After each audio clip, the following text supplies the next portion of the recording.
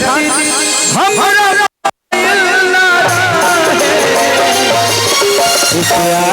कल बरस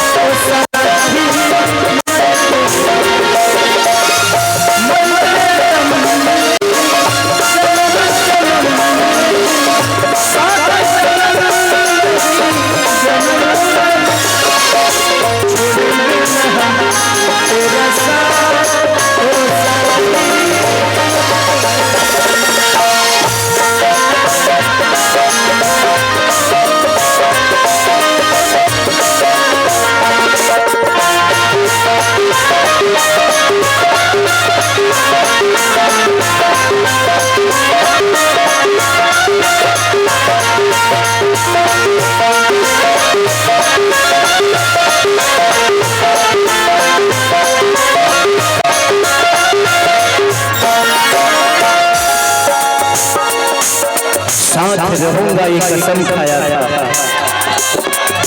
साथ रहूंगा ये कसम खाया था,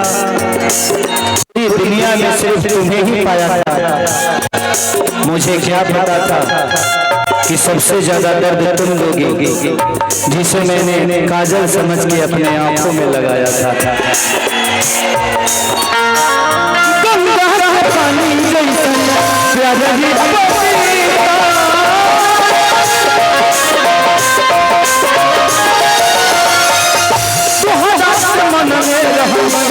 जाने मेरा पिता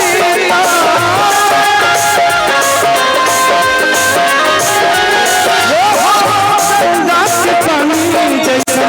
रही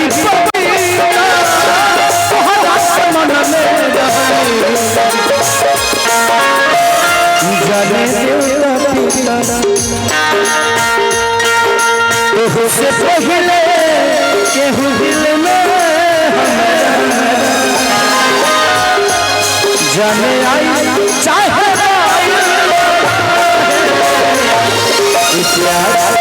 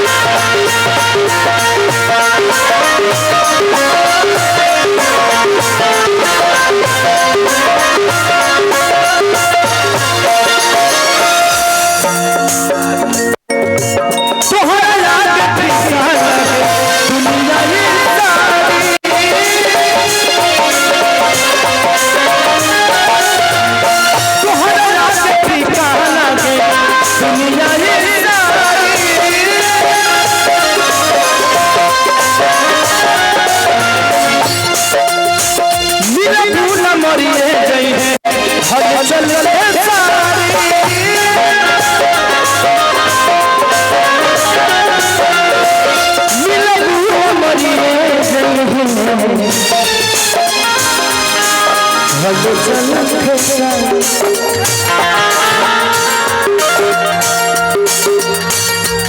तो बुझल सकेता बजा तोहरा खाती कुछ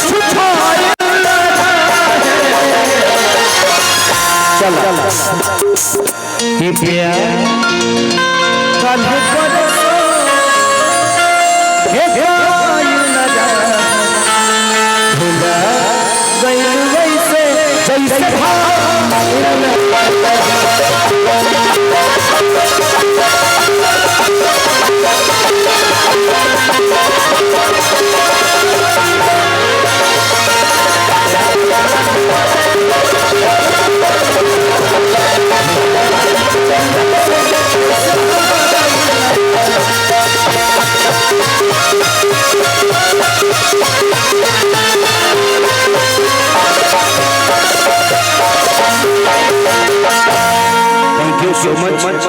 अपने भतीजा आकाश को ढेर सारा प्यार, ढेर सारा आशीर्वाद और अपने बड़े भाई बच्चू भैया दिल से थैंक यू कि आपने एक नया आयाम शुरू किया कि अब आप जैसे अगर पिता बच्चों के पुत्र हैं, ऐसे पिता अगर हैं तो कोई बाप अपने बेटी को बोझ नहीं समझेगा। सलूट है आपको कि इस जमाने में इस तिलक और दहेज से दूर होके अपने इस बच्चे को एक अच्छा परवरिश दिया आपने और ये पहल बहुत प्यारा है और हम सबको करना चाहिए। ठीक है, हमारे घर में लक्ष्मी आ रही है और उसी से दहेज लेना, जिसको मेरे घर को सजाना है उसी से दहेज लेना, ये सही नहीं है। बट थैंक यू। और बच्चों भैया से लेके संजय भैया, हमारे पागल भैया, राकेश भाई, जितने भी लोग हैं, हमारे लालू भैया, सब दिल से थैंक यू कि सबने एक छोटे भाई को अपना प्यार करते हैं लोग कि मैं कहीं भी रहूं दुनिया में, मैं साहेबगंज या मनिहारी या गोडा ये कभी छोड़ता नहीं और शायद जब तक हम लोग जिएंगे एक दूसरे के प्रेम में ऐसे ही बने रहेंगे। अगर इस भाई से कोई गलती हुई होगी, होता है मंच पे जब आदमी रहता है तो कुछ भूल जाता है और मैं हमेशा से प्रयास करता हूँ कि आपके मनोरंजन के लिए अगर कुछ मस्ती मजाक कर दिया तो उसको अनाथा दिल पे मत लीजिए, क्योंकि हमारे यूट्यूबर वाले भाई तो ऐसा ही काट लो, ऐसा लगा दे कि लगी सरिया सलीले हो तो तू लो तरलो के एंजॉय करते हम कुछ कह ले, बाकी कोई बात नहीं। Thank you.